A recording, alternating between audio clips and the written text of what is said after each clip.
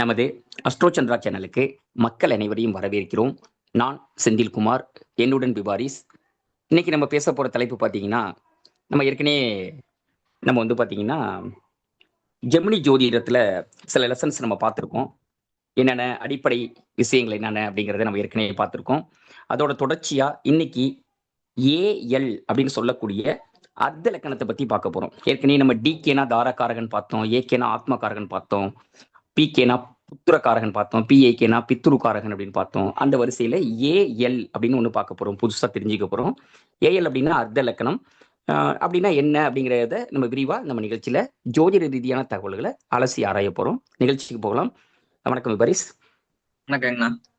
So நம்ம கடைசியா வீடியோஸ்ல வந்து பார்த்தது வந்து பாத்தீங்கன்னா அரத இது ஜெமினி ஜோதிடத்துல சரகாரகாஸ் அப்படின்னு சொல்ற டிகிரியை பேஸ் பண்ணி 8 சரகாரகாஸ் பார்த்தோம். அதாவது ஜெமினி ஆமா. காரகாஸ் அப்படின்னு சொல்லுவாங்க. அது என்ன கிரகம் வேணாலும் என்ன காரகத்துவம் வாங்கலாம் அப்படிங்கிற மாதிரி டிகிரி பேஸ் பண்ணி கான்செப்ட்ல அந்த 8 டிகிரி 8 காரகத்துவத்தை பார்த்தோம். ஸோ அது ஒரு கான்செப்ட். ஸோ அதுக்கு அடுத்து பாத்தீங்கன்னா ஜெமினி ஜோதிடத்துல அருத பதார்த்தம்னு சொல்லுவாங்க. அதுல வந்து பாத்தீங்கன்னா ஒவ்வொரு வீட்டுக்கும் ஒவ்வொரு பதா அப்படிங்கிற மாதிரி 12 வீட்டு இருக்குன்னா 12 பதா இருக்கும். அதுல வந்து 1ஆம் வீட்டுக்கு உண்டானது வந்து பாத்தீங்கன்னா அருத லக்கணம் அப்படின்னு சொல்லுவோம். 1ஆம் வீட்டுக்கு உண்டான பாதத்தை அருத லக்கணம் இல்லைன்னு சொன்னா ஏஎல்னு சுருக்கமா சொல்லுவாங்க. ஏஎல்னு சொல்லலாம் இல்ல ஓகே. ஏன்னு சொல்லுவாங்க. இந்த ஏங்கிறது அருத லக்கணங்கிறது ஏங்கிறதா ஸ்டார்டிங் இல்லையா, அதனால ஏன்னு ஸ்டார்ட் பண்றோம். ஏஎல் அப்படின்னு ஓகே. சொல்லுவாங்க. அருத லக்கணத்தை ஏஎல் சுருக்கமா சொல்லுவாங்க. சரி, ஓகே. ஸோ இதுல வந்து பாத்தீங்கன்னா ஜஸ்ட் நான் 12 இதுக்கும் அருத பதார்த்தத்துக்கும் இன்ட்ரடக்ஷன் மட்டும் சொல்லிடுறேன். Just what is what okay. அப்படிங்கிற மாதிரி நம்ம என்னங்கிறது மட்டும் சொல்லிடுவோம். அதுக்கடுத்து அருத லக்கணம் எப்படி கால்குலேட் பண்றதுங்கிறத இந்த பிரசன்டேஷன்ல நம்ம பார்த்துருவோம். ஸோ அதுக்கு அடுத்த ஃபியூச்சர்ல வந்து பாத்தீங்கன்னா வீடியோஸ்ல வந்து பாத்தீங்கன்னா நம்ம மத்த எப்படி சொல்றது தாரபதா, அதாவது A7 பதா அப்படி அதை எப்படி கால்குலேட் பண்றது, A5 பதா எப்படி கால்குலேட் பண்றது, A9 பதா எப்படி கால்குலேட் பண்றது, அதெல்லாம் வந்து இன்னும் ஃபியூச்சர்ல வீடியோஸ் போட்டு நம்ம ஏன்னா ஒரே வீடியோல அத்தனையுமே கால்குலேஷன் கொடுக்கும்போது கன்ஃபியூஸ் ஆகிற வாய்ப்பு இருக்கு. அதனால நான் சிம்பிளா ஓகே. அர்த்த லக்கணம் அப்படிங்கிற கால்குலேஷன் மட்டும் நம்ம இந்த வீடியோல ஃபுல்லா பார்க்க போறோம். ஓகே. ஓகே. ஸோ இது நான் ஒரே நிமிஷம் நான் ஸ்லைட் பண்ணிக்கிறேன். Full slide show. ஓகே. ஃபுல்லா விசிபிளா இருக்காங்களா? வருது. Okay, okay. ஸோ தமிழ்ல வந்து அர்த்த பாதம்னு போட்டிருக்கேன். ஸோ ஸ்பெல்லிங் கரெக்ட்னு நினைக்கிறேன். ஓகே. ஓகே. ஸோ இதுல வந்து பாத்தீங்கன்னா இந்த சார்ட்ல வந்து பாத்தீங்கன்னா முதல்ல போட்டிருக்கிறது பாதம் வீடு அப்படிங்கிறது இருக்கும். பாவம் இல்லைன்னா வீடு அப்படின்னு சொல்லி போட்டிருப்பேன். 1ஆம் வீடு 2ஆம் வீடு அப்படிங்கிற மாதிரி 12 வீட்டுக்கான இது சொல்லியிருக்கிறோம். அப்புறம் அருத பதம் A1ங்கிறது சொல்லியிருக்கேன். ஏன் ஏஎல்னு சொல்லாத. அடுத்து A2 A3 அப்படிங்கிறது இதுக்கு பேர் சொல்லியிருக்கிறேன். அதுக்கு அடுத்த கட்டத்துல ஏஎல் அப்படிங்கிறத அருத லக்கணம் அப்படின்னு சொல்லுவாங்கன்னா A1ன்னு சொல்லலாம். அடுத்து A2 தன பாதம் சொல்லலாம். A3ங்கிறது சகோதர இது பாதம் சொல்லலாம்.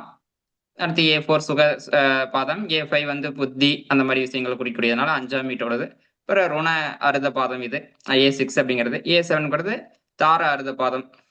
அடுத்து A8ங்கிறது ஆயில் அருத பாதம்னு வச்சுங்களேன். A9ங்கிறது பாக்கிய அருத பாதம். A10ங்கிறது கர்ம அருத பாதம். A11 அப்படிங்கிறது லாப அருத பாதத்தை குறிக்கக்கூடியது. A12 இல்லைன்னா யூஎல்னு சொல்லுவாங்க. மெயினா சாஃப்ட்வேர்ஸ்ல வந்து யூஎல் தான் மென்ஷன் பண்ணிப்பாங்க. யூஎல் அப்படின்னா ஃபுல் ஃபார்ம் என்னன்னா உபபத லக்கணம் அப்படின்னு சொல்லுவாங்க. உபபத லக்கணத்தை வச்சு இந்த மேரேஜ் சம்பந்தப்பட்ட விஷயங்களும் நம்ம பார்ப்போம். அது ஃபியூச்சர் வீடியோஸ்ல நம்ம கொடுக்கலாம். யூஎல் இல்லைன்னா A12ங்கிறது விரைய அருத பாதம் அப்படின்னு சொல்லுவாங்க. ஸோ இதுல அர்த்தம் என்ன அப்படிங்கிறது நான் பக்கத்துல மென்ஷன் பண்ணியிருக்கிறேன். ஸோ அருத லக்கணம் ஏஎல் அப்படிங்கிறதுக்கு என்ன அப்படின்னா பிறர் நம்மளை எப்படி பாக்குறாங்க, மற்றவங்க நம்மளை எப்படி பாக்குறாங்க, நம்மளோட ஆரோக்கியம் சம்பந்தப்பட்ட விஷயங்களை எல்லாம் இது மூலியமா நம்ம பார்க்க முடியும். அதே மாதிரி நீங்க 12 வீட்டுக்குடைய விஷயம் இப்ப தன அர்த்த பாதத்துல போட்டிருக்கோம் செல்வம், குடும்ப நிலை. சகோதர அர்த்த பாதத்துல தைரியம், சகோதர உறவு. A4 அப்படிங்கிறதுல வந்து பாத்தீங்கன்னா சுக அர்த்த பாதத்துல வந்து வீடு, வாகனம், அம்மா அந்த மாதிரி விஷயங்கள். ஸோ A5 அப்படிங்கிறதுல உங்களுக்கு வந்து அறிவு, குழந்தைகள், கல்வி 5ஆம் வீட்டோட சம்பந்தப்பட்டது. புருவன அர்த்த பாதத்துல எதிரிகள், நோய், கடன் இதெல்லாம் மாதிரி பார்ப்போம். தார பாதத்துல வாழ்க்கை துணை. A7 அப்படிங்கிற அர்த்த பாதத்துல வந்து பாத்தீங்கன்னா வாழ்க்கை துணை, கணவன் மனைவி பத்தி பாக்குறது, கல்யாண வாழ்க்கையை பத்தி பாக்குறது, அதையும் பார்க்க முடியும். ஸோ ஆயுள் ஸ்தானம் உங்களுக்கு தெரியும். 8ஆம் வீடு சம்பந்தப்பட்ட விஷயங்களை பாக்குறது. பாக்கியஸ்தானம் எங்க அதிர்ஷ்டம் இருக்கு அப்படிங்கிறது, எந்த வீட்டுல A9 அப்படி எங்க உட்காந்துருக்குதுங்க வச்சு நம்மளோட அதிர்ஷ்டம், தர்மம் அந்த மாதிரி விஷயங்களை நம்ம செக் பண்ண முடியும். A10 அப்படிங்கிறது என்ன வீட்டுல உட்காந்துருக்கிறத வச்சு நம்மளோட வேலை சம்பந்தப்பட்ட விஷயங்களை நம்ம தீர்மானிக்க முடியும். A11 உங்களுக்கு லாபஸ்தானத்தோட அறுத பாதம். அந்த எங்க உட்காந்துருக்கிறத பொறுத்து நமக்கு எங்க இருந்து லாபம் வரும், என்ன எத்தனாம் வீட்டுல A11 உட்காந்துருக்குது அப்படிங்கிறத வச்சு நம்ம செக் பண்ணிக்கலாம். A12 அப்படிங்கிறது உங்களுக்கு அதான் 12ஆம் வீடு விரைய ஸ்தானம் சம்பந்தப்பட்டது, செலவு வெளிநாடு சம்பந்தப்பட்ட விஷயங்களை குறிக்கக்கூடியது. ஓகே. ஓகே. இப்போ பாத்தீங்கன்னா இந்த அருத பதாஸ் இந்த ஜெமினி ஜோதிடத்துல வந்து பாத்தீங்கன்னா ஃபுல்லா வந்து இது வந்து கர்மாவை பத்தி புரிஞ்சுக்கிறது ரொம்ப யூஸ்ஃபுல்லா இருக்கும். ஏன்னா நம்ம இதெல்லாமே நீங்க ஒன்னாம் மீட்டை பத்தி படிக்கணும்னா நீங்க ஒன்னாம் மீட்டே பார்க்கலாம்ல, ஏன் அறுதல் லக்கணத்தை போய் பார்க்கறோம் அப்படிங்கிற ஒரு கேள்வி இருக்கும். அந்த கேள்வி ம். பதில் என்னன்னா, இது வந்து கர்மா, நம்மளோட முன்ஜென்ம கர்மாக்களோட அந்த காம்பினேஷன்ஸ் எல்லாமே குறிக்கிறது அறுத அறுத இந்த பாதாஸ் வச்சு நம்ம செக் பண்ண முடியும். ஓகே. பேசிக்கலி இந்த பாஸ்ட் லைஃப்ல இன்ட்ரெஸ்ட் இருக்கிறவங்களுக்குலாம் இந்த அஸ்ட்ராலஜி வந்து ஜெமினி அஸ்ட்ராலஜில வந்து இதெல்லாம் ரொம்ப இன்ட்ரெஸ்டிங்கா இருக்கும். ம். இப்ப A4 எங்க உட்காந்துருக்குன்னா அதோட எஃபெக்ட்ல கர்மாவோட எஃபெக்ட் எப்படி பாஸ்ட் லைஃப் கர்மாவுல எப்படி ஒர்க் ஆகுது, இந்த மாதிரி எல்லா இதுக்குமே அர்த்த பதஸ்க்கு இதுமே மோஸ்ட்லி வந்து பாத்தீங்கன்னா முன்ஜென்ம கர்மாக்களை படுத்தி கொடுக்குது. நல்ல கர்மாவோ என்ன சொல்றது பாவ புண்ணியங்களோட கணக்கு வச்சுதான் இது வந்து ஒர்க் ஆகும்னு வச்சுங்களேன். இப்ப A4 ஓகே. வந்து சுக்கரனோட உட்காந்து நல்ல வீட்டுல உட்காந்துருக்குது, உச்சமா இருக்கு அப்படின்னா எங்களுக்கு சுகம் வீடு வண்டி வாகனம்லாம் சூப்பரா அமையும் அப்படிங்கிற மாதிரி சொல்லலாம். ம். அந்த புண்ணியங்கள் இருக்குது அப்படிங்கறது பாஸ்ட் லைஃப்ல புண்ணியங்கள் அதுல சம்பந்தப்பட்டது இருக்குது அப்படிங்கிற மாதிரி சொல்லலாம். ஸோ ஓ. இதுதான் நான் பேசிக்கா சொல்றேன். சரி, நான் ரொம்ப டீட்டெயிலா ம். நம்ம சார்ட் பை சார்ட் பேசும்போது நம்ம பேசிக்குவோம். ஓகே. ஓகே. ஸோ இன்னைக்கு வந்து பாத்தீங்கன்னா ஃபுல்லா அறுத லக்னத்தோட கால்குலேஷன் தான் பார்க்க போறோம். ஓகே. ஓகே. சரி, இது வந்து நான் இங்கிலீஷ்ல கொடுத்துருக்கிறேன், அகைன் நான் தமிழ்லையும் கொடுத்துருக்கேன் நெக்ஸ்ட் ஸ்லைட்ல. ஸோ நம்ம டைரக்டா வந்து தமிழ் இதுக்கு போயிருவோம். ஓகே. ஓகே. அறுத லக்கணம் வந்து பாத்தீங்கன்னா எப்படி கவுண்ட் பண்றது அப்படிங்கறத நம்ம பார்ப்போம். இதுல வந்து ஒரு 4 எக்ஸெப்ஷன் ரூல்ஸ் விதிவிலக்கு மட்டும் இருக்குது. ம். லக்னா அதை நான் ஃபுல்லா அப்படியே படிக்கிறேன்.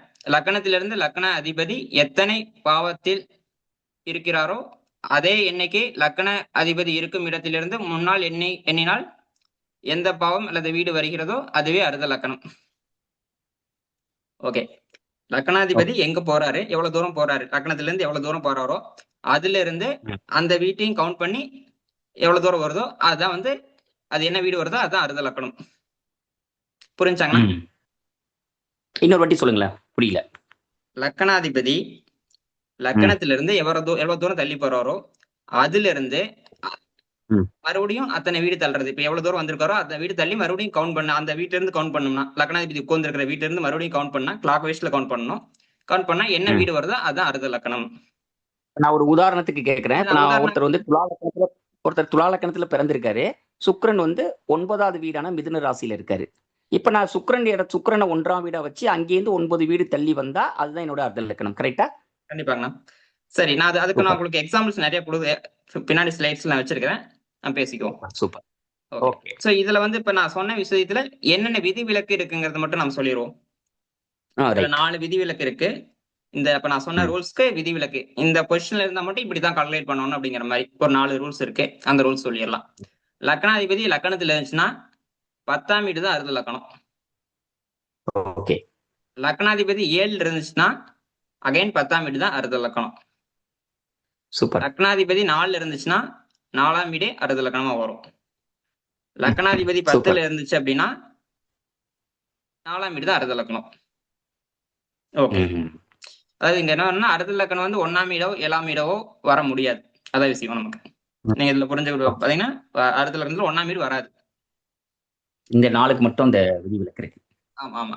இதெல்லாம் நம்ம என்ன கர்மா பண்ணணுமோ அதை பேஸ் பண்ணி வர்றதா அறுத லக்கணம். அதாவது இது வந்து அந்த என்ன சொல்றது உங்களுக்கு இந்த பாஸ்ட் லைஃப் கர்மாஸ் பேஸ் பண்ணி தான் இந்த அறுத லக்கணோட கால்குலேஷன்லாம் அறுத பாதாசோட கால்குலேஷன்லாம் பாஸ்ட் லைஃபோட கர்மாஸ் சிம்பிளா சொல்ல போனா ஏஎல் அப்படிங்கிறது பாஸ்ட் லைஃப் கர்மாஸ் என்ன எதோட சம்பந்தப்பட்டது, உடம்போட சம்பந்தப்பட்டது.